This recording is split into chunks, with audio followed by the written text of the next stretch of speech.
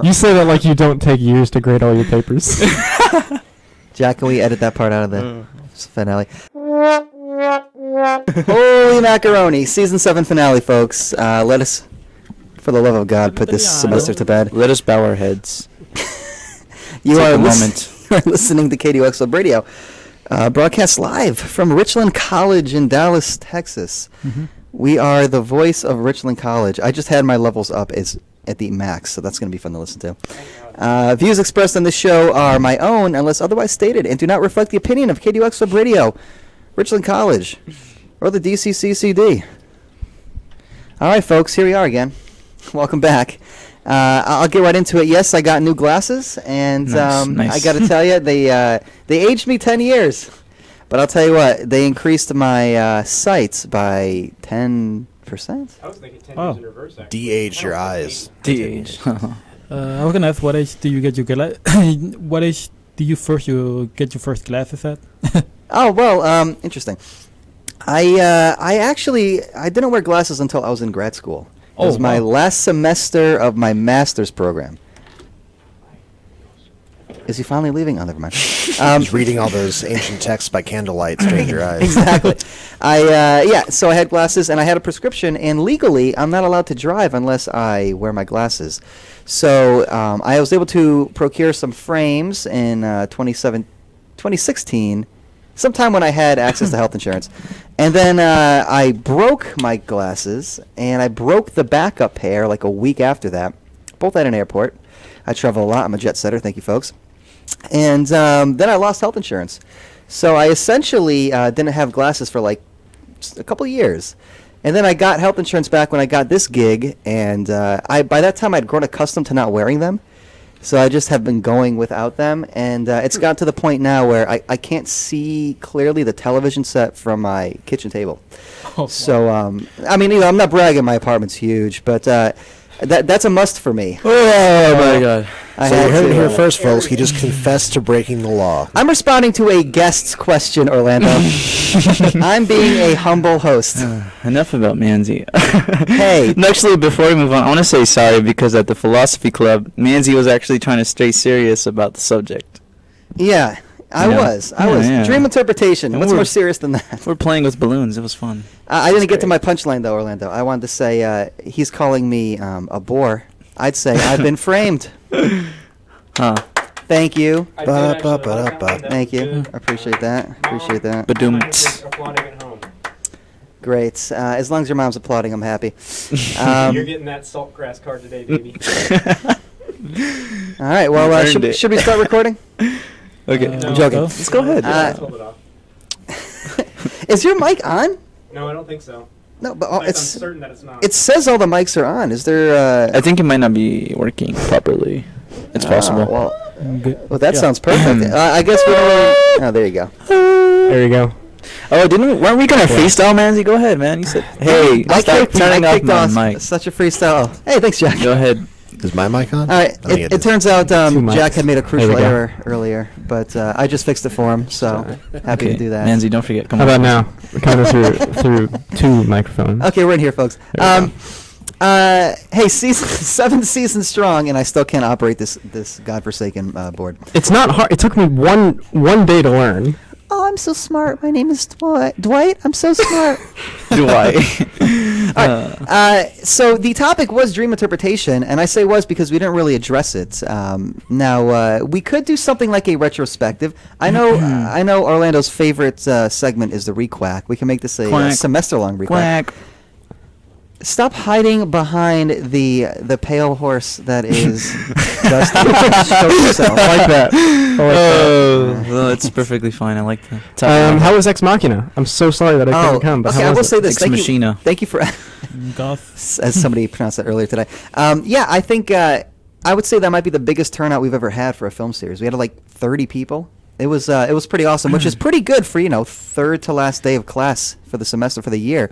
I'd never seen the movie before, and so I got to watch it for the first time with most of the students there, and I got to tell you, I really liked it. I thought it was amazing. Good. And yeah, it was definitely a mixed results though, mixed reviews.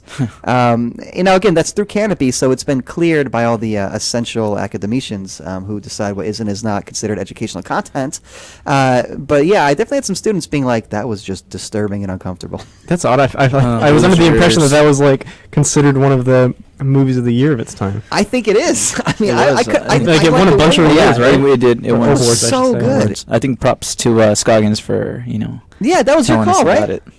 Yeah. I think I was one among others. I thought recommended as well, but yeah, I think I was one of them. I mean, you're the one that told me it was on Canopy, which Yeah. is why it happened. Yeah, I so found do it on appreciate Canopy that. because it seems that that kind of topic seems to get brought up by students all the time. Yeah.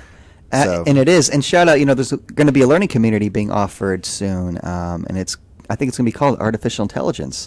Oh, really? And it's going to be with Professor Ewing of our philosophy department. He's the Excellent. religion Oh, professor. wow. What? Yeah, it's going to be him and someone else. I can't remember who, but yeah. So shout out for that. Yeah, I Um, actually took one of his classes like I think 2 years ago. Oh yeah, you did. You took his philosophy of religion. Yeah, Yes. that's like the highest level class we offer. Well, yeah, I'm glad that my suggestion then ended up turning out fairly well. It seems. Yeah, it was a fantastic suggestion. Like I said, I didn't have high expectations for it, but it was pretty awesome. Yeah, sorry I couldn't come. I'm sure the discourse was barren without me. Exactly. Well, what's so funny is that Baron Discourse is our band name, right? That's actually kind of that's sick. a great band name. I like that. That should be great, and it's also Luke's lecturing style. Post-punk dystopian metal. I think exactly. Wait, write that down. That's our biography. I think I'll say this. I think I was most impressed of all the different aspects of the film. We don't have to talk about the film, of course, but let me just say this: though how perfect it was for the way that it just obviously unintentionally, but for our purposes, perfect. It tied together so many different philosophy club topics this semester in a way that like I always envisioned the film series to do, like the films reflecting the themes of the philosophy club, and man. And that one really had it. I mean, also all these allusions to previous dystopian films. I mean, I think there were Shakespeare callbacks. There were callbacks to the original Blade Runner. It was pretty Ooh, amazing. nice. I think there was one for Twilight. The Twilight. One for Twilight. Yeah. Do you remember that? Like the one where they catch the devil in a room and then he convinces them that he's actually a good guy. Oh, the That's Twilight Zone. Twilight Zone. Not yeah. Twilight. Not the movie. No. Twilight Zone. Oh, Did I say? Twilight I thought I Zone. said Twilight No, Zone. you just said you did- Twilight. No, he said Twilight. It sounded like he said Twilight song, but I think he said Oh. Twilight Zone. No, I thought you I said thought Twilight. you said the Twilight poem. Oh, Well, I knew what you said. I can't actually talk- thought 3 episodes. I see, were Orlando. Twilight I can't Zone. talk English. Or speak it. alright. I think, yeah, so I'll say this. I think that was really successful just in terms of what I want the film series to be and how it reflects. And the discourse, I mean, I said 20 minutes at the most. We stayed till 45 minutes, and a lot of the students stayed, like over a dozen. And I had to cut it because I just had more grading to do. So, but it seemed like the conversation could have gone on even longer. I had a lot of students telling me it was the best film that they'd ever seen for the film series. I had students telling me I love films like this, but not this one. So I mean, Wow. that's what you want. You want a variety there of opinion. It is an incredible and disturbing film. The Yeah. two are How is it intertwined. disturbing? I don't think it's I disturbing. don't know. It depicts a disturbing relationship. Have you seen it, Mario? No, I've not seen it, so Oh. I can't speak on it. That's why I'm not speaking. Okay, fair enough. Well, can we talk about this for the rest of the podcast then? No, I'm joking. thought we were getting- Hey, that was a joke. Listen, I think it's disturbing in ways that of a sexual nature. That would be because he falls in love with a robot. So I mean, Whoa. it's a little. Have you guys not seen her? Spoiler Is alert. it a robot? Is she a robot? Ooh, She a maybe she's more person? human than human. Can I get an amen? A? Abolish the idea of humanity. Amen. Oh, Amen. no. All right, so Weak whack time. What happened? Quack. Hit me with it. So the meeting it was good. We Hey. had 15 people there for the last one, which was pretty good, and it was essentially just we were going to throw some. Manzi. Shut up, Orlando. What did you say? Can I try to talk about Freud and then you talk about Jung? Yeah, no, definitely. But before that, just to give a general, here's what the meeting was. There really was no shared discourse. It was just it was a potluck. Esther, she made a whole plate of spaghetti, and it was really Delicious. good. It was good. It's fantastic. I like my spaghetti. Spaghetti. I don't like spaghetti or pasta, so I don't know. Okay. Your name is Mario. I can say that. I'm Yeah. telling. Mamma mia. Mamma mia. But but I said a little something about dreams, and we can talk about that in a second. We threw a little retirement party for Professor Tim Sullivan, who's retiring after serving here since the 70s. He's the co-advisor of the Anthropology Club / Philosophy Club, and we had balloons and we had a meal and a lot of people there, and he never showed up. But that's okay. That's okay. You hate to see it. Shouting it out We via had distance. a card and everything. Yeah, we had a card. We all wrote messages. That must have been sad. Oh, jeez. Who'd you give him That's to? hilarious. Just pass him around to each other and let him out loud in his voice? I think Jack. That sounds. I should do an audio card for him. Jack, I believe we gave it to Jack, and he's going to give it to Tim. I left. I have no idea. I'll be honest with Oh you. yeah, he left early. Orlando's like, okay, we're not talking philosophy. I'm out of here. Of course, you know. But yeah, so let's actually talk about interpretation of dreams. I love the topic, especially because I think it's a nice overlap between philosophical approaches to real phenomena. I feel, versus more of a psychological dimension to things. So what do you think? Yeah, do you want to talk about Freud? Yeah, so you read Freud. Yeah. So just. Did you see that? Yeah, nice. Thanks. Anyways, just to talk about Freud's, I think there was a very interesting. Should we start recording now? Wow. Sorry. Manzi. What's up, Manzi? What are you? Who are you? Oh God. Go for it. No, I'm not gonna do it. You do it. Who are you? Oh, I was actually just listening to that song. Oh, really? Come on, 20 minutes is like the quickest we've gotten into actually talking about it. We usually spend at least half an hour. Let's harmonize it. Who? No. Come on, that's a good song. Who? I really want to know. Did I mention I got glasses? All right, let's yeah. do it, folks. God, I'm gonna leave.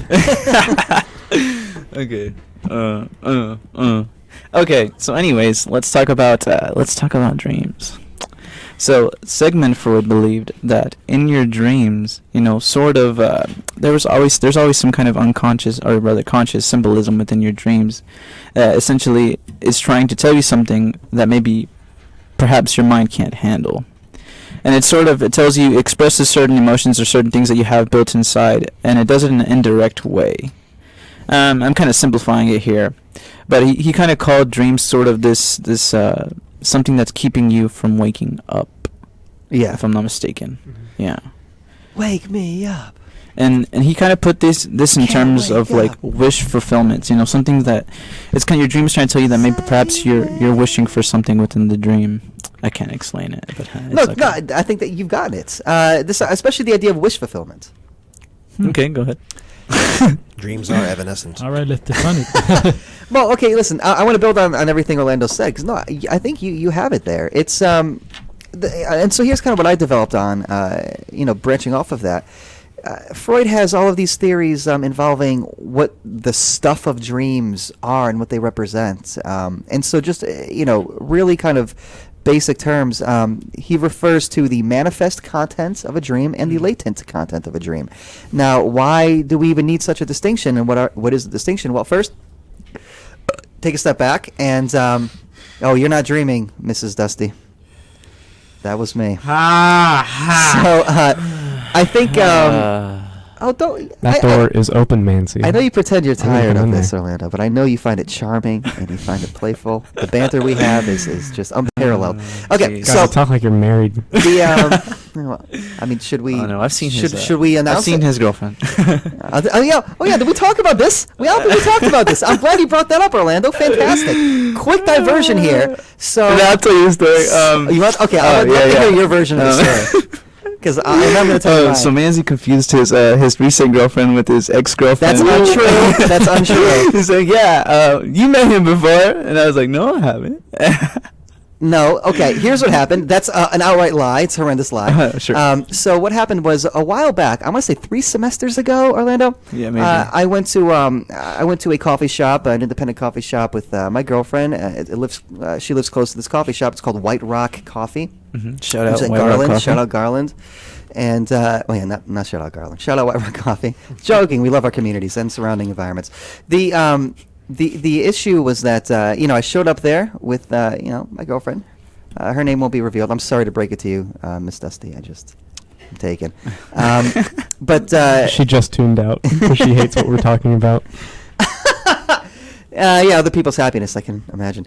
And so we showed up, her and I, and who was? Were you already there? Or did you walk in? No, you were already there. Which one? The first time? I was already there. He was already there. This guy's there. It's like a Saturday night because we both have no Wow, life. it was not a Saturday. It was a Saturday night, and he was there by himself reading Plato's Republic. And at this point, I only knew Orlando just at a distance. He was joining the philosophy club, and he was an active member. He was participating in discussions. Him and Marcus back in the day used to shout out Marcus used to really go at it during philosophy club. And I was like, oh, I know this guy, and said hello and introduced him to my then and current girlfriend. Mhm. And then what happened on Sunday? I believe it was. No, was it Sunday? Yeah, it was Sunday. No, it was Monday. We'll go with Sunday. It was Sunday. It was Sunday. It was? So I roll up there on Sunday. I'm like, okay, we'll go back to this coffee shop.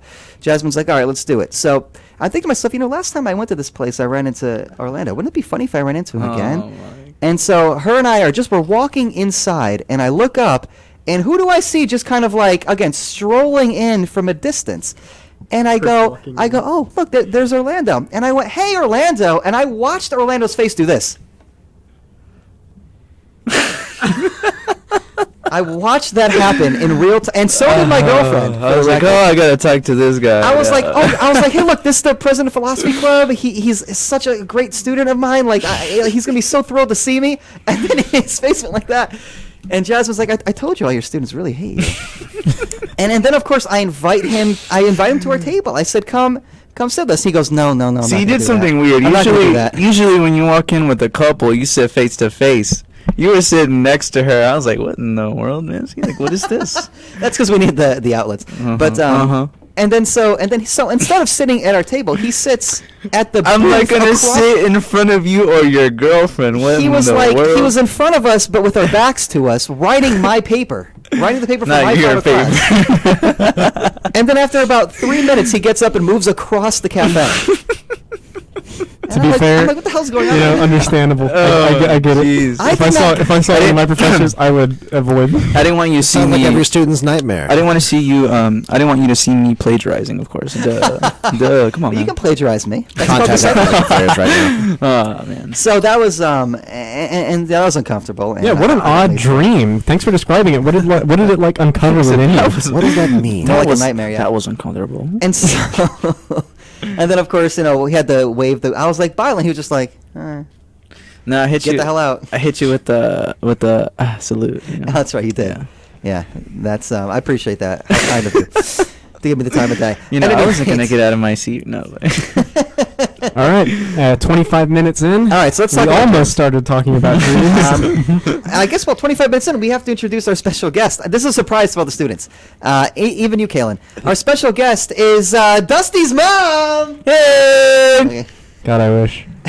Me too. All right. So here's the deal with Freudian dream interpretation. Now, Freud wrote a book once upon a time called The Interpretation of Dreams. Easily one of the worst written books in scholarship in terms of how it's written. Now, the insights and the content is pretty stellar, but it's not a well written. I mean, the only thing worse than that I've ever come across is maybe Derrida. No. Is this? That's hilarious. I was going to go for your throw. I was going to say The City of God Against the Pagans by St. Augustine. Oh, that's a slog too. It's tough. It's tough. That's sledding. some hard stuff to read. And so, but I would argue, and I tip my cap to you now, Orlando, because you were reading this, and it's not easy to read. It's really easy to get deterred. And speaking of deterred, he does have things like anal phase and oral phase. And this is Freud we're talking about here. Now, getting back to the point, Freud is of the opinion, and this is something upon which I touched at the club. Freud is of the opinion that the process of socialization is inherently traumatic. And a lot of my understanding of Freud I get from a neo-Freudian named Jacques Lacan. Now, Freud believes that the reason for the trauma of the socialization is the following: that when a little human organism is birthed, that organism is unable to have any sense of self initially. It's unable to even differentiate, so I'm calling it an it. It's unable to differentiate itself from the source of its survival, the source of its sustenance, namely, again, the maternal parental figure. And so, eventually, very gradually, the baby begins to realize that there's some spatial difference between the mother, specifically the mother's teats, and the kid itself. because prior to that, especially initially, the child doesn't understand the difference between itself and the thing that allows it to just exist, allows it to survive, like I said. So socialization occurs when the child realizes, and this is what's so jarring, that not only is he or she different from the maternal parent, but you aren't even the maternal parent's primary concern at all times. So this is the Oedipal complex. So Freud believes that, and so if you're familiar with Oedipus Yeah. Rex, the idea is that, so how does the mythology go? He kills his father and marries his mother. Freud says that's essentially what all men want, all young men want, is that on one level, they're accustomed to... You hear that, Dusty's mom? Yeah, on one level. I guess I do have competition. And so... Oh no! I need to go to the Jeez. restroom real quick. and, oh gosh, I'm leaving. I'm gonna get fired. Gone. This is it. Oh man. No, so Calling campus police. So here's the thing. Freud wants to say that when you begin to self-associate or associate yourself with the source of your sustenance, and then you begin to realize that, you know, when your mom leaves and you're hungry, you know, it's a problem, it's painful, you begin to really demand your mother's attention at all times, because who knows when you might get hungry again, and you want to be, again, the apple of your mother's eye, that kind of thing. But eventually you begin to realize, again, this is Freud's theory, obviously not mine, that that the father is winning your mother's attention when, in fact, you want it. So you want to, you know, again, get your mom's attention, be nourished by her, just be loved by her. But it seems like whenever you want that attention, she's busy catering to the paternal figure. Now, you have to also consider when Freud wrote this, of course. But so the idea is this, that slowly the child begins to realize, well, this is traumatic. The thing that I love most of all doesn't love me most of all, loves this other guy most of all. So this is where the whole Oedipus comparison comes in, is that you begin to make a rival out of your father. And in fact, you know, you blame your father. Again, I say blame. This is like really, really young. Not Jung, he comes later, but young. To the point where you're not like rationally deliberating, but this is nonetheless what is unfolding according to Freud. Now, the continuation is this.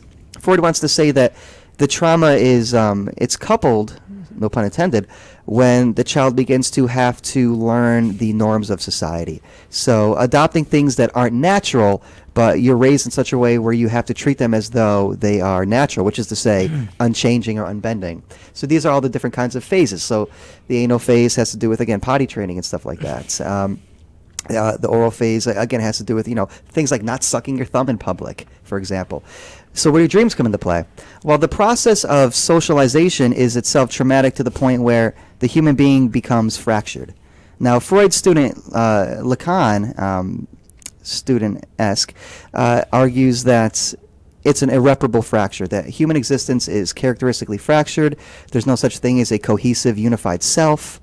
And there can't be, because once there was, but then that was sort of traumatized. Now, here's the kicker, is that your dreams, your unconscious, are attempting to transmit to you messages that will help repair yourself into a more cohesive self. But again, the messages themselves are really tough truths, to the point where your unconscious believes, if I may speak that way, that your conscious awareness isn't prepared to receive them. So it gives them to you like breadcrumbs. It gives them to you incrementally in ways that are disguised or incognito, to kind of gradually prepare you for the unadulterated truth. So Freud says you have two kinds of dream content. You have manifest content and latent content. The manifest content is the part of the dreams you actually remember. It's what you remember when you wake up from a dream. The latent content is what the dream represents. So I think Jung had a really interesting take on that, where he was saying that the more, or rather it was like how you interpret your dream. You know, obviously Freud, he was always trying to show how you could interpret it, but Jung was saying that the more you try to interpret your dream, the more distorted your dreams tend to get. Yeah. Which I thought that was pretty interesting. Yeah, me too. Because even in Freud's book, he was talking about how his patients, when he would talk to them about this wish fulfillment, that they would have the opposite effect, that they would have some really crazy dreams and about like maybe them killing a baby or something like that. Yeah. And so I thought that was pretty funny, because that kind of proves Jung's point, where they become more that's distorted. That becomes more, you know, like weird, I guess you could say. Yeah. And so I Oh, okay. found that really fascinating. Yeah, it is fascinating, because I mean, here's the whole paradox of dreams itself, or themselves. It's that your dream is trying to tell you something that you're not ready to hear, but you need to hear if you're going to heal. This is why it's therapeutic. This is why dream analysis is psychoanalysis. So dreams are teleological in that sense. Yes, no, absolutely, they are. But in a funny kind of way, though. That's the thing. And I think I also found it really interesting what Jung was saying, that like the unconscious mind, that it's kind of almost arguing with you. It's like when you try to say something about like, oh, this dream meant that essentially it'll distort the dreams even further. Yeah. So I thought that was pretty interesting too. It's almost like your mind is working, your unconscious is working against you for you. So, because as soon as you begin to drag the dream into conscious awareness, and Freud believed this as well, is that you're already, you're I don't want to say you're twisting it, but you're misremembering it. You're already tuning into the manifest content and at the expense of the latent content. So what do we mean by latent content? Again, it's the part of the dream that is when I say what the dream represents, it's the part of the dream that is the truth of the dream, that is, really context dependent upon your own individual, experiences, your own individual sense of the trauma. But it's the kind of thing that, again, eventually you need to be able to accept, or at the very least confront. But it's not anything that you're quite ready for, but preparing yourself is a gradual process. So he says, here's how you can differentiate, if you want to analyze dreams or interpret them, here's how you can differentiate the manifest from the latent, is that the latent will conceal itself in the manifest in ways that are structured like a language. And this is where Lacan comes into play. Lacan says that the work of the dream work, because again, like teleology, your dreams are working, is that they conceal themselves in terms of metaphor and in terms of what's called metonymy. I think people have heard of metaphor. Do you know what metonymy is? Anybody heard of metonymy? It's a literature term. No, I have You explained not. it to us. I forgot what you said. Yeah, I tried to break it down quickly on Tuesday in between slurps of spaghetti. Never mind. I almost went to a rap verse, but I won't do it. Let's do it. But, We never did the freestyle. well, they're slurping spaghetti. How does that Fat Joe rap go? Fat Joe. That's his MC name. He chose it. That's such No, not. man. That's a In little Little Italy, before our time. little they be riddling middlemen. Whatever, how Hakeem ever goes. Anyways, it was really popular in like the turn of the century. So the point being is this: The 20th. the 20th, not the 19th. Oh wait, no, that was your joke. I messed it up. Okay. The point being is this, though, because I don't want to lose the thread here, is that metonymy it's not anything super complicated. It's what we do when you refer to an entire thing by only focusing on a part of it. So I was trying to think of an example. So an example could be if somebody, like your buddy, gets a nice new car, brand new car, and they come driving the car down the street, and great paint job, great engine, and you say, nice wheels. Obviously, you're not complimenting the tires. You're complimenting the entire car, but instead of referring to the entire car, you refer to a part of it. That's called metonymy. And so that's what he says you're kind of doing to your dream when you're essentially trying to impose a certain thought on it.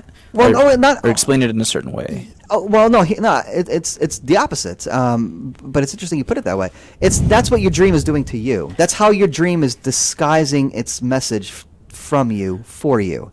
So, for example, Lacan, building upon Freud, famously says the parts of your dreams that seem to be like unimportant, random details, that's what you have to focus on in interpreting them, because the reason why they're details is because you're not ready for them yet. And so the part of the dream that you really like remember well and you're fixated on, the more overtly manifest content, that's kind of there to distract you a little bit.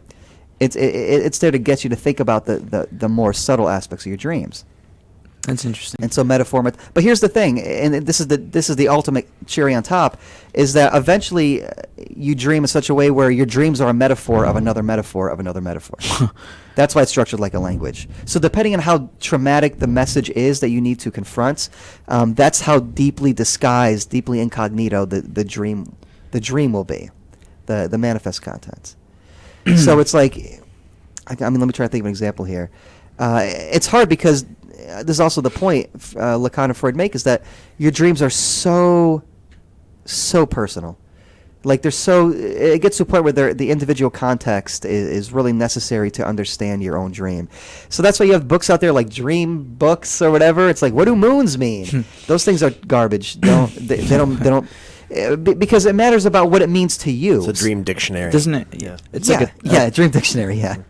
It's like a context in time almost. Didn't kind of Freud say that as well? Like things that happened previously in your life or previously in that week or day or so that they had a lot to do with your dream. Yeah, yeah, and so there are a combination of influential factors, and so yeah, the stuff that's happened to you recently, that's the stuff your unconscious will use to fashion the dream, to get at something that's deeper, more personal, more traumatic, and more, I suppose, fundamental. So here's what I'm struggling to understand with that. How does I guess the masking, or disguising of an intolerable but healing truth, somehow render that truth more tolerable? It's kind of like, because that's a good question. It's kind of like this. When you first begin to have to take medicine that you don't like, maybe like think of when you're a child and you have to take disgusting, I don't know, cough medicine or whatever. Sometimes they'll mask the cough medicine with a whole lot of like sugar. I guess a spoonful of sugar makes the medicine go down. Anybody? Okay, don't worry about it. Mary Poppins reference? Good Lord. So the idea is that eventually you stop cutting it with so much sugar because you acquire a taste for the bitterness of the medicine. And in a certain sense, it's like you're able to acquire a taste for the bitterness of life. No, that's not it. You're able to acquire a tolerance, I suppose is a better way to put it, for these sort of emotionally bitter truths that are part and parcel with trauma itself. But that's a deal with trauma, is that it's not just like a universal thing. Somebody's traumatized based upon their own individual context. It seems the analogy breaks down there, though, because the reason that the medicine still works when it's coated in sugar is because you don't have to know it's there for it to work, or you don't have to taste it. Well, to know that it works. But that's what's so interesting, is that that's how it is for Freud too. Is that in the beginning, you won't even remember these dreams. You don't even know they're there. And it's as soon as you begin to pay attention to just, hey, if somebody even says to you, hey, try to remember your dreams or keep a dream journal. Oh, try it down. That's when, then the more conscious attention you pay to the unconscious, here's the theory, the more conscious you can render the fashionings of the unconscious. So I'm curious, is it always traumatic? Because that's what Freud argues. Because what about his ideas about wish fulfillment? That's what I was kind of centering it around. I think, as far as I can tell, the wish fulfillment is very much linked to the trauma. Like, what you wish is to be whole again. And then when you realize you can't, that turns into a death wish. Because there was a very interesting, I forgot. With Charles Bronson. instance that he used where he was talking about how this lady, that one of his patients, she was talking about how she had a dream about a baby dying. And she was saying, well, how is this wish fulfillment? How is this a good thing? Yeah. And then he referred, okay, well, what happened the day before? And she was talking about how previously, not the day before, sometime before. She was talking about how previously another baby had died, and that there was a gentleman there that she liked him, and she wanted to see him again. Well, he was saying, well, there you go. Was that same guy in that dream? And she said yes. Yeah. And so essentially he said, well, your dream essentially is telling you in an indirect way that you want to see this guy again. Exactly. No, that's a great example. Yeah, interesting, because there was a person that I know from the physics department that said that he had a dream about like people coming into his house and taking his stuff. And then he was asking like, why are you taking my stuff? And they just simply responded like, didn't really respond, and they just keep taking his stuff. But then the question I was wondering, like, the question I was trying to ask, like, what does that mean? Like, coming in and taking your stuff. Well, here's the thing. Freud would say it's very much individual context based. It's where the individual meets the culture. That's how your mind's going to sort of associate things. So, if you ever heard of the term free association, it's not quite that, but it's something along those lines where this is how you compose the metaphors. This is how you compose the metonymies. You associate certain things based upon different experiences with ways that are more, I guess, socially acceptable. So, okay, for example, maybe I don't know. Let's say your mom dies tragically or something like that, and what you remember about your mom is that she would read you the book Goodnight Moon when you were a kid, and you're trying to come to terms with your life moving forward, and you have these dreams about Apollo 13 the film. And so really your dream about Apollo 13 the film is a dream about coming to terms with your mother's death, because the line of association is, like, again, this idea of Goodnight Moon. And Apollo 13, it's about going to the moon. Apollo 13 the film is I guess technically a tragedy. Not technically, it is a tragedy, but or a drama, I suppose. And so you can kind of make this thread of comparison that kind of only you can make, because it's based upon your own life. This is why in psychotherapy, the therapist says, you talk, because I got to figure out what you're associating here. And that's why it's so individual. Jung, on the other hand, argues otherwise. Jung wants to say that, your dreams are more archetypal. He refers to something called the collective unconscious. But more specifically, Jung contends that, at least in terms of dream interpretation alone, I mean, just to be clear, Freud and Jung, their psychological theories go well beyond just dream interpretation. So this is one aspect of it. But Jung wants to argue every time you have a dream, it's everybody in the dream is you. Oh, actually, I made a statement one day before, which was I was working out to someone like, actually, everything around you does not exist. Nothing exists.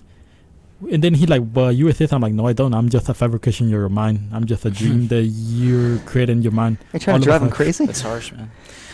Well, so if you went back to your physics professor's dream and somebody, he's being robbed of everything in his house, he would say, well, archetypally speaking, the home is you. That's your dwelling. And so if you're robbing yourself and you don't know why, so when you're saying, hey, why are you taking my stuff, and they're not responding, you must feel on some level, patient, that you are sort of robbing yourself of yourself, and you don't know why you're doing it, and it might suggest this self-destructive behavior. Yeah, that would be a kind of a quasi. Look, I'm absolutely no therapist, but that would be something like if you want to try applying Jungian dream interpretation. Yeah, I don't know. I thought the interpretation was like something coming around your house, like knowledge represents. The book that they're robbing pretty much represents knowledge. It's like someone taking your knowledge out of your mind. That's the way I thought it. I'm like, isn't it like you're a tutor, and then therefore you tutoring people, like people are absorbing your knowledge and they're just taking it away. And again, how do you verify dream interpretations? Is it an interpretation of fact? That has to do with the ability to analyze the person's individual context in light of greater cultural influences, in light of maybe, you might say, genetic predispositions. All of this stuff comes into play, as well as something as simple as like, the human being is inherently deceptive. I mean, that's what the unconscious does. It deceives you. In either case. Well, okay, Dusty, you're being really quiet. Do you believe that dreams are meaningful? As someone who doesn't really remember much of their dreams, Really? I really feel like I don't have much to say about this. I only that's remember like very odd key aspects of a few dreams. I don't really remember anything particularly interesting, and most of them are either highly, highly abstract or they're highly, highly familiar. That's interesting. So, like, one will be, I don't know, just existing in like some odd spatial thing where colors abound. I've had that. Or another one where I was actually back at the academic decathlon cabin retreat. I was in the boys' cabin. I was walking around and I like saw the faces of all these people who I knew. Holy cow. And God, I'd rather not talk about it really. Well, that's the next question would be, how did it make you feel? You know what? That's fair. Yeah, fair enough. Yeah, it didn't make me feel good. Okay, I woke up. I was like, man, I wish I could finish that off. That was why are you gonna leave me on a cliffhanger? That's like wish that, fulfillment. I can't just see that and then wake up. Thanks. I don't know, because sometimes dreams can make like a work of art. Like for example, some book like Frankenstein was technically derived from a dream that she had. Right. So was Descartes' whole insight into geometric physics. And the molecular structure of the, was it boron, I think? Oh, are you serious? Could there be something metaphysical Really? behind dreams then? Yeah, the guy who discovered. I think it was the like molecular or I think molecular structure of boron, the element. Supposedly he was just sitting on a park bench and like went into a dreamlike trance and saw a vivid image of like the Ouroboros snake devouring its own tail. Oh, I have heard this story. But in like a circular format, and he just knew after he came out of the trance, like that's the structure of boron, and he turned out to be right. It's pretty boronic. Yeah, but I also don't put much faith in Freud and dream interpretation, so I don't really care to speak on it much. Well, that's why. Why not? I don't think it's particularly viable. You're begging the question. Yeah, I don't believe it because I don't believe it. Yeah, exactly. I mean, that's exactly why. Why not? I don't care for it. It's so far in my experience, it's giving me very little, if nothing. Okay. I haven't seen any I mean, perhaps it's my own fault for being ignorant, but I haven't seen any Likely. scientific consensus that the Freudian dream interpretation is to be relied upon in self-help or I see. self-interpretation and in introspection. It just seems like, from my opinion, dreams are just I mean, I guess you could say it's part of the subconscious, but a subconscious is really just a collection of random information, and dreams are, in my own, I guess, attempt to understand them would be like trying to put all your random assortment of memories and information into like a filing cabinet. Yeah, I Dreams are, I think. guess. Look, I think that's a yeah. contemporary understanding of Visualization it. I'm not going to lie. That's how I think people see contemporary. it. I would Yeah, argue. that they're random synapses firing these neurons that don't really mean it's more just like discharge than anything else. As much as he is memed for it, Freud does have some sketchy takes, and Yeah. I think that the origin of such sketchy takes kind of it puts me off of him a lot. Yeah. It makes me think it really, for me, ruins his ethos. Yeah, I have to disagree because I feel like dreams is the reason why we decided to engage in epistemology. Like Descartes kind of started the whole stage because Right, of dreams, and also Berkeley who argued like you can't really rely on the material world because the material world could be a fabrication in your mind or your own dream. So you have to basically get rid of the real world if you rely too much on the scientific method that only agrees with the material world. Yeah, well, that's I some like of- Dr. Johnson's refutation of Berkeley. What's that? Oh, He kicked a stone. Oh, I refuted thusly, and thus he refuted idealism. that's pretty metal. That's something else. That is I like pretty that. metal. It's pretty rock. Hello, folks. Hey. I think, yeah, but that's so interesting, Mario, because Descartes' whole, at least in the Meditations, if you, you believe it, literally, that Descartes is not quite. But, yeah, exactly. But Descartes is suggesting that the reason why you know that you're not dreaming right now is because dreams don't really hold up in terms of logical coherence. And if your waking experience is logically coherent, then you know you're awake. But that's Freud's whole point, is that, and this is why it's a social science, psychology. He says, no, there is a logical coherence to these dreams. Like, that's it's just that you have to have some sort of interpretive literary approach to it in order to unpack it. and I think I also wanted to ask like one important question, but I was waiting for the stage to be set. But I feel like it's not still set. Like, how do we? So I wanted to ask, So like, keep how waiting. do we differentiate a dream and a nightmare? Like, Okay, yeah. Okay. So what's the difference? I mean, there's really no difference. I think in terms of Freud, it's the same basic phenomenon. Only you could say that. Again, if you want to go into this latent versus manifest content, it's like, well, if the manifest content is nightmarish, don't focus on the monster that's chasing you. Focus on other things in the dream. That maybe I think that the greater the nightmare, the more evocative the dream, maybe the more urgent the message. I will admit I definitely have had more nightmares, but all the time my nightmares are it's never anything scary. It's something just completely normal that just What? shocks me. Interesting. It's not Wow. like a jump scare or anything. I see it. I'm triggered essentially, and I just wake up. Yeah, I've It's had dreams always like something that. like super normal, just something completely regular, non-threatening in any way whatsoever. Can And you I give see us it- an example?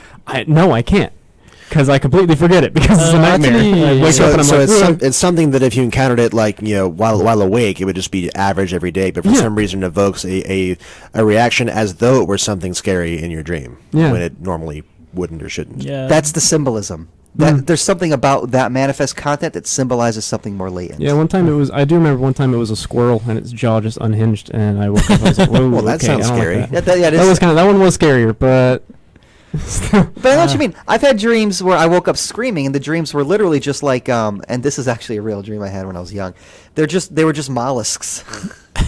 I just was dreaming of mollusks, and it freaked me out, and I don't know why.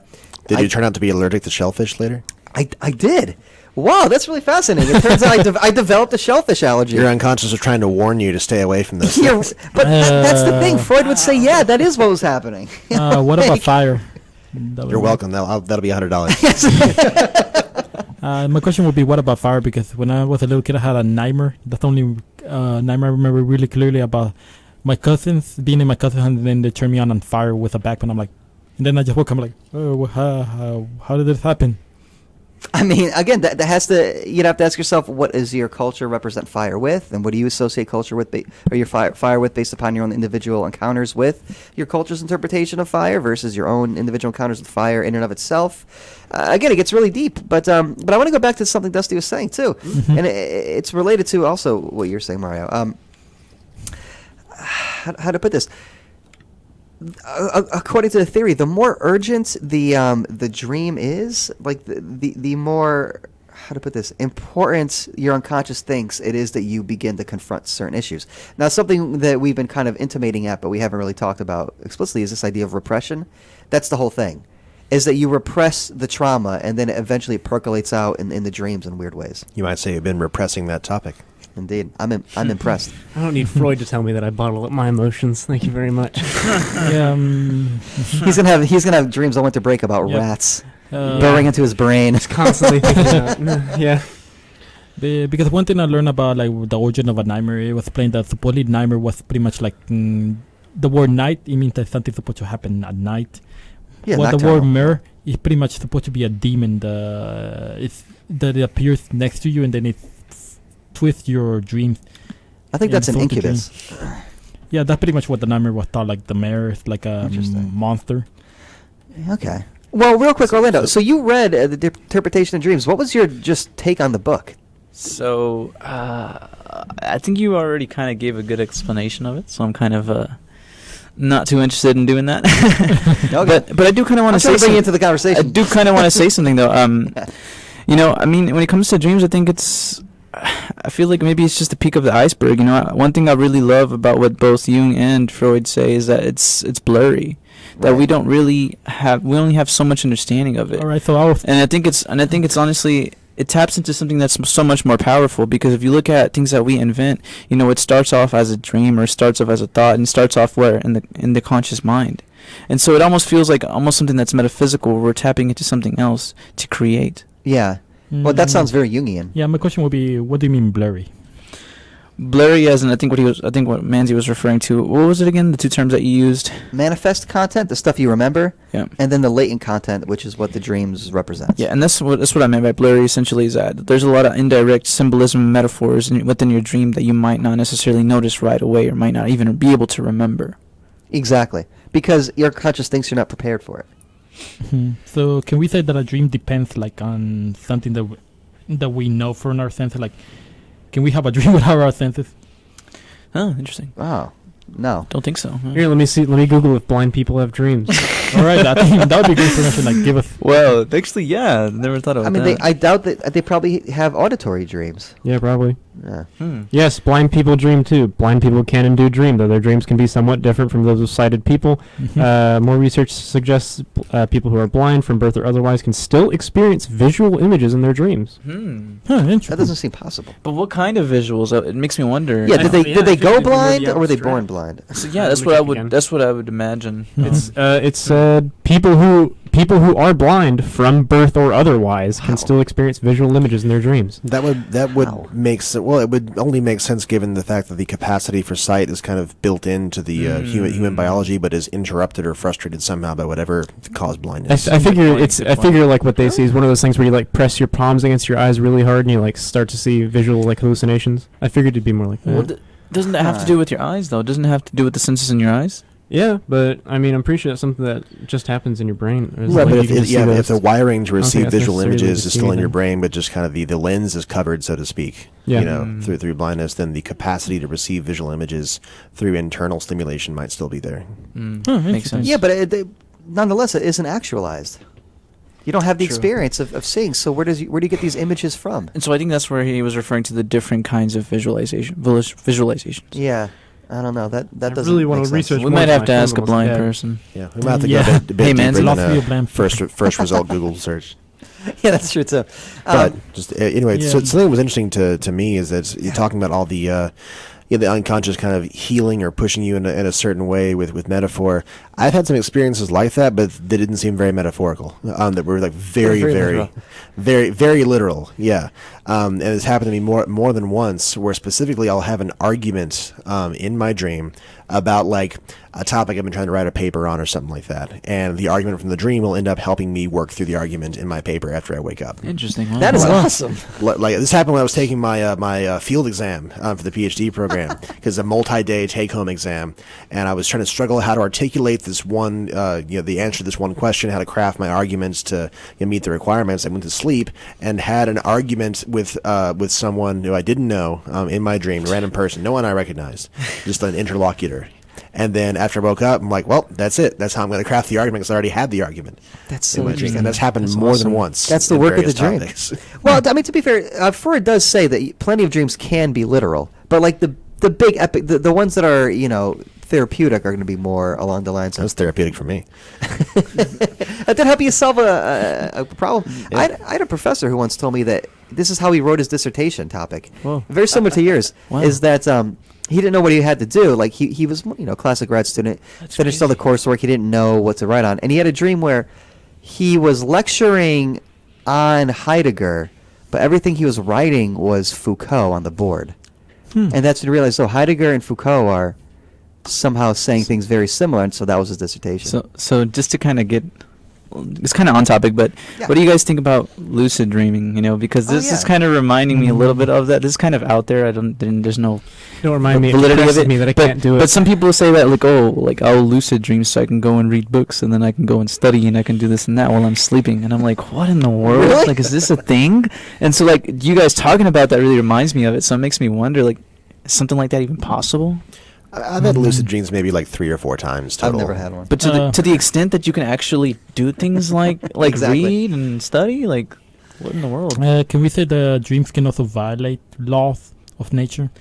For sure, definitely. Yeah, I think so. Oh, can I've died in my dreams before. Yeah. You almost died. I've died. I die every lecture I make.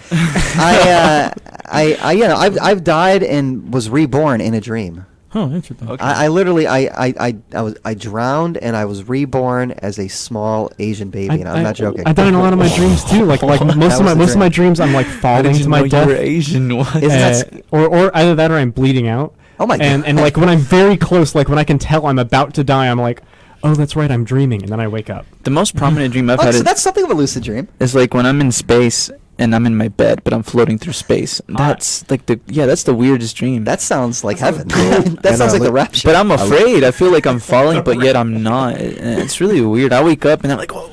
It's really weird. I think it's anxiety. Yeah, every time I wake up, I wake up with like that blast of air on my face. It's weird. Mm. I'm just anxious. That's all. Yeah, because I was reading Schopenhauer, which also talked about a dream.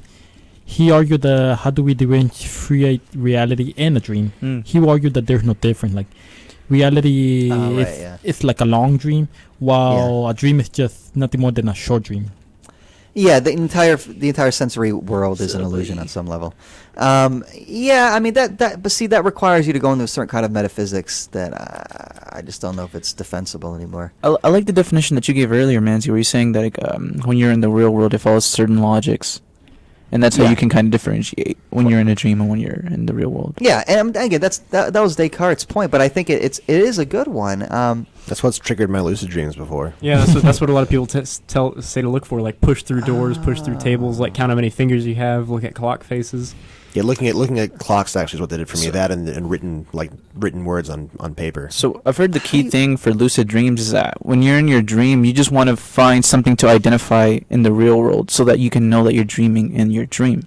It's all about lucid dreaming tips podcast. I'm interested. This might be the most interesting one we've ever done for that alone. And so and if you're let's say you're in your room, and you're falling asleep, but you just keep waking up, falling asleep, waking up, falling asleep, waking up. Eventually, you're gonna Every fall night for me. asleep, but you'll think that you're awake, and that's kind of how I've done it a couple of times, where I've started to fly around my room in my dream, but I was still awake. I couldn't explain it. Yeah, That what, is that's cool. But it's kind of scary because before, well, I don't know if it's the same for everybody, but before I'm starting to dream, I feel a paralysis and I can't move my body. And they say that often people will get like really weird figures, like they'll see the devil, and I saw the devil, and it scared the shit out of me. I was like, Wow. I can't fucking move, and then like the devil's right there, and then I started flying and shit, and I was like, okay, I'm That's good. crazy. We have to scrap this episode now because you swore, but I do Thrice, appreciate that. thrice too. No, No, wait, triple no. succession. Oh, did I cuss? No, you're good. Thrice. what Maybe it's all a about dream. I'm sorry. yeah. Don't Yeah, worry. I apologize. No, I got to go back to that because that is so intense. But yeah, people talk a lot about sleep paralysis. I try to do that too. I try to induce that lucid dreaming state, but then I also like try to wiggle myself. I can't like bring myself So to do it. you have to act like, so I've heard, well, not I've heard, but I've done it. So when I'm like, I can't move, I just go to sleep and I wake up.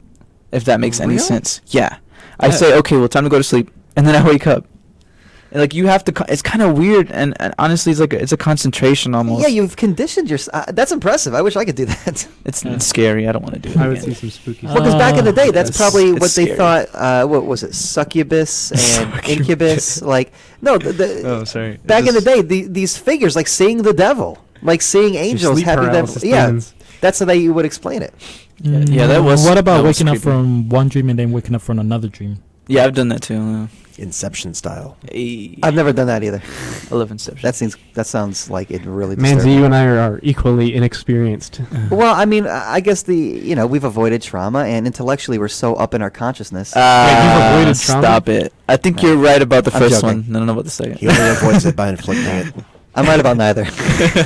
Yeah, exactly. But here, okay, I will say this though. Therapeutically speaking, if you want to take like again this traditional Lacanian Freudian outlook on lucid dreams, I think here's what I remember them saying, is that the dream is what it is because it's what it has to be.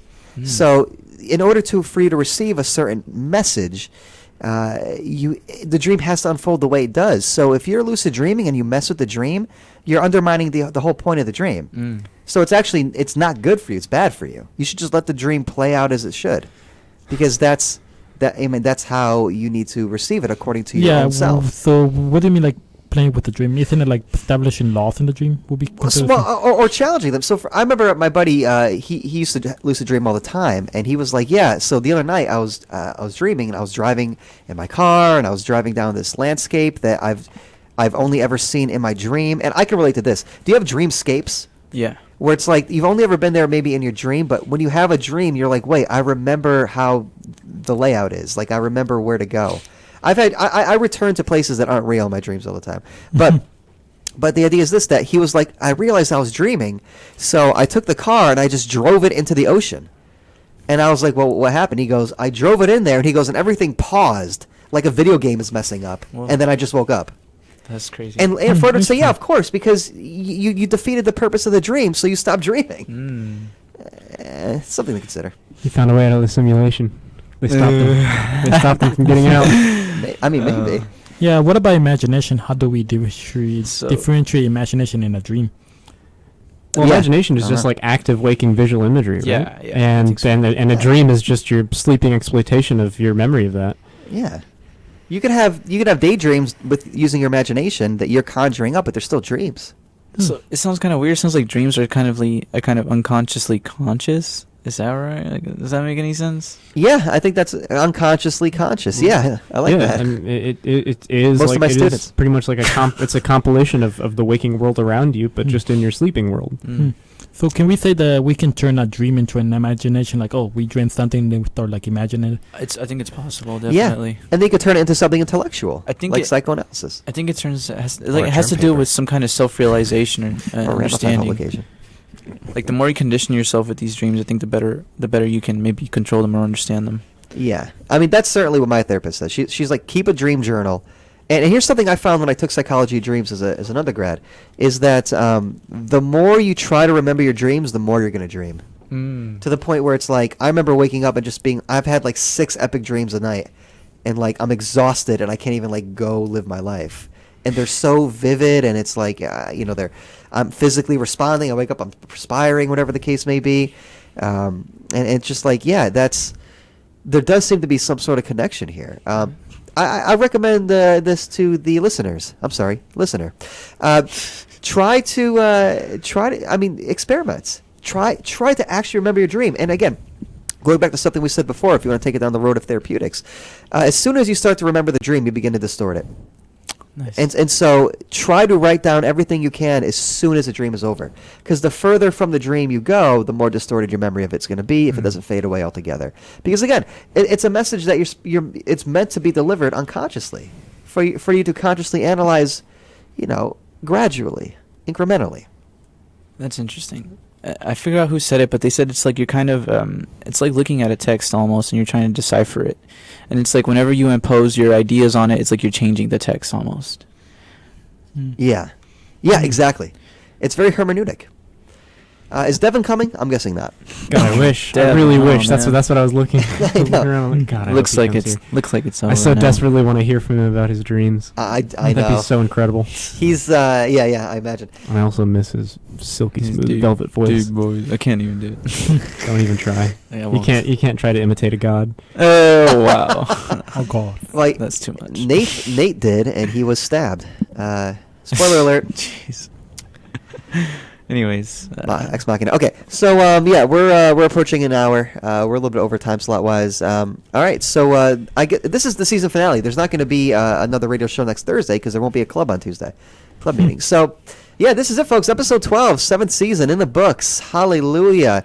Any final thoughts on anything we've covered up to this point? Anything about your life? Anything about, I don't know, my greatness? I guess I'll go first. I just want to say thanks to everybody for coming. Mario, Dusty, Manzi, Scoggins. You guys are always regulars, and you guys are awesome. I always have like the best things to say. I really enjoy coming here, even though sometimes it gets kind of boring.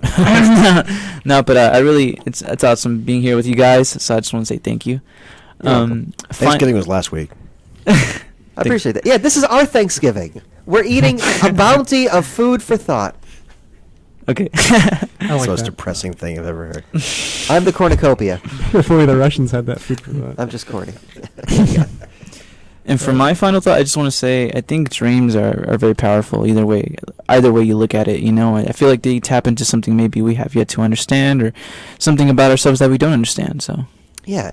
If you think evolutionarily, if the fact that we do it must mean we need it at some level. Mm. That's why people say if you don't dream, you go insane. That's not what Interesting. Darwin's points say.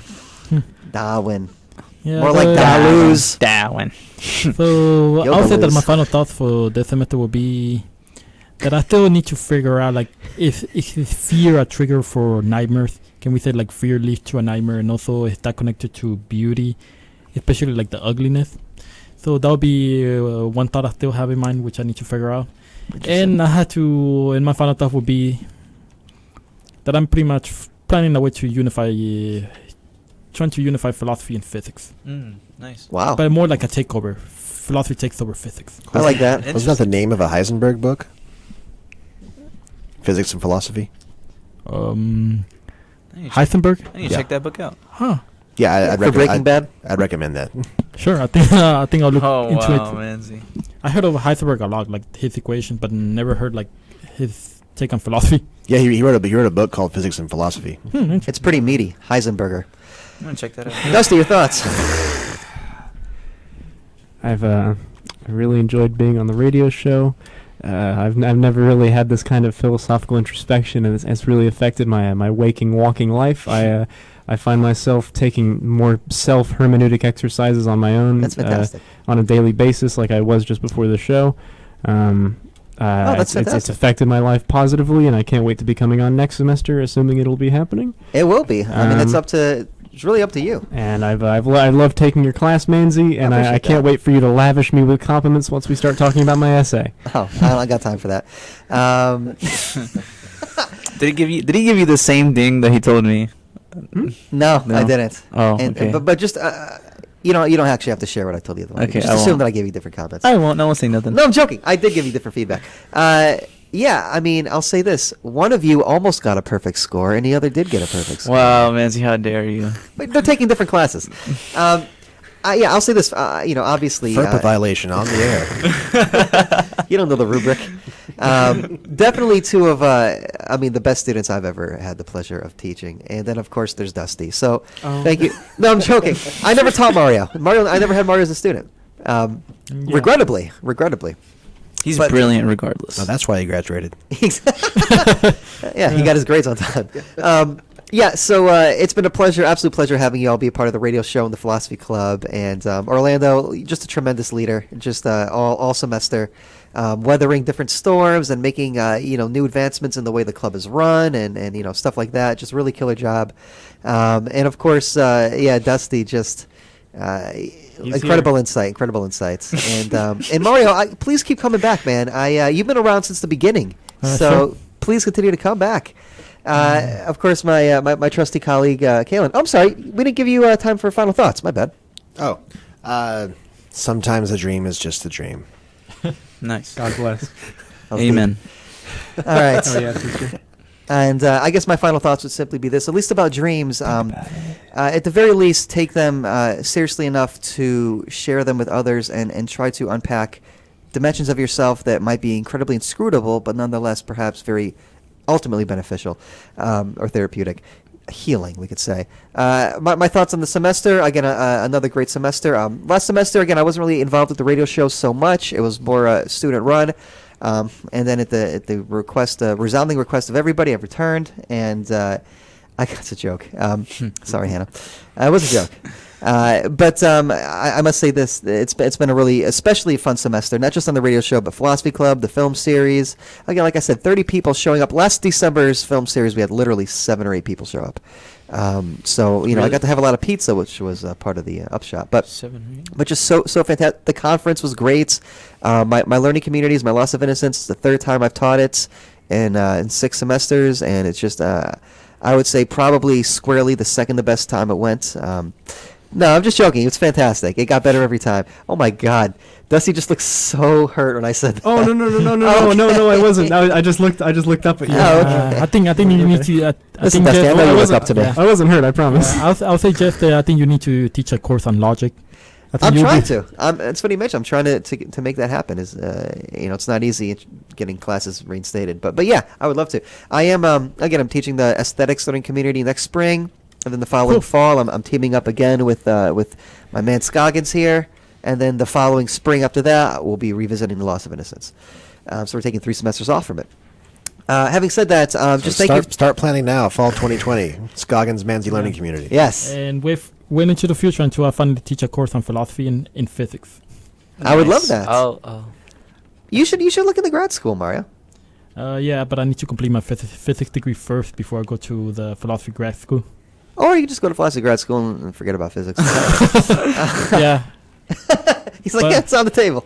that's on the table, but I also need to raise Dude, a budget because my budget's also going broke. Teach a rhetoric class. A rhetoric class. Yeah, I feel you with the budget. Yeah, we could do a rhetoric class too. I threw that out there, teaming up with a literature professor teaching rhetoric. Or a Oh no, I wasn't talking to you, Manzi. Just me and Orlando. You guys think you're capable of teaching? Oh, you. wow. How Um, nice of you. Listen, Definitely. that'll be the last thing he says this season. Como. You say that like you don't take years to grade all your papers. Jack, can we edit that part out of the finale? Listen, we didn't get to have a Thanksgiving show, but I guess this is it. So I'm very thankful for all of my students. Again, I couldn't do the stuff that I love without students who care about it and develop an appreciation for it if they didn't already have one coming in. And yeah, we got a nice little philosophy community here at Richlands, and we're going to continue to make it grow. So thanks, everybody. I feel like I just won an award, but I didn't. You are listening to KDOX Web Radio, broadcast live from Richland College in Dallas, Texas. We're the voice of Richland College. Views expressed in this show are our own unless otherwise stated and do not reflect the opinion of KDOX Web Radio, Richland College, or the DCCCD. If you want to be a Philosophy Club student officer, get at me, gmanzi at dcccd.edu. Yeah, I'll be in touch. Don't forget to think about it, folks. Oh, man. You want to say it? Somebody else say Let's all do it. Let's Let's all all do do it. it. You wanna all do it? How many count of 3? All right. 1, 2, 3. Think about it. Think about it. God bless America.